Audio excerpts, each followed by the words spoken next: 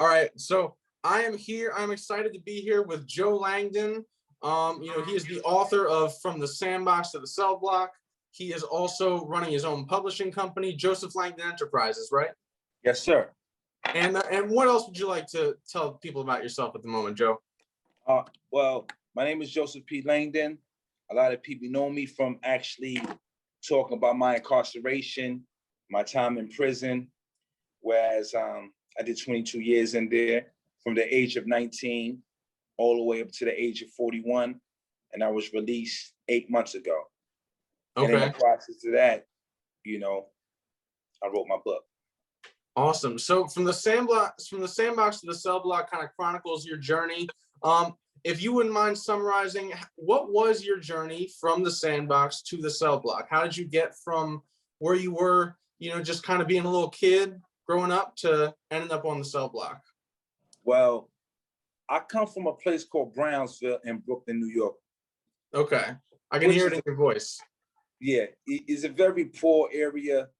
They're starting to get better now. They're starting to try to add little things to it, but it was very impoverished. It was very poor. It was very downtrodden.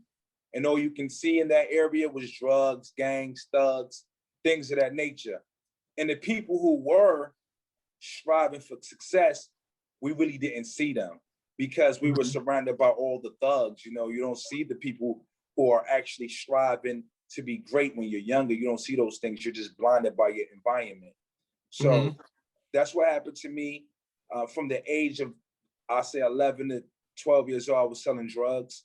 An older guy from my neighborhood gave me some drugs and crack and told me to sell it. Me not knowing no better, blinded by society's theory of what is real and what's not. And that was during an era where crack selling was pretty profitable, right?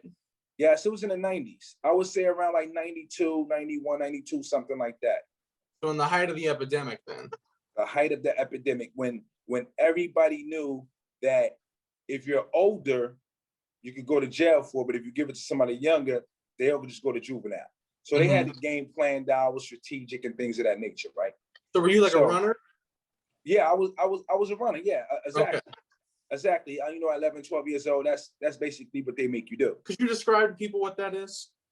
Well, a runner is someone who actually is given the drugs to give to the actual customer.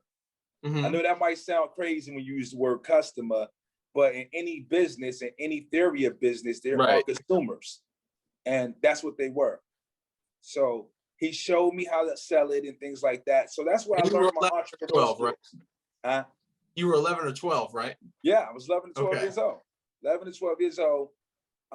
But in this area, that's not looked as abnormal. Right.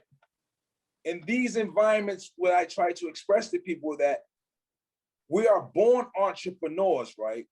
But we are given the wrong product. Gotcha. Okay, I think that's a good way to put it. You know what I'm saying? So I got caught in this web, and like every other guy and girl from this neighborhood, going to jail was really not a fair. We were desensitized from going to jail. And preyed upon.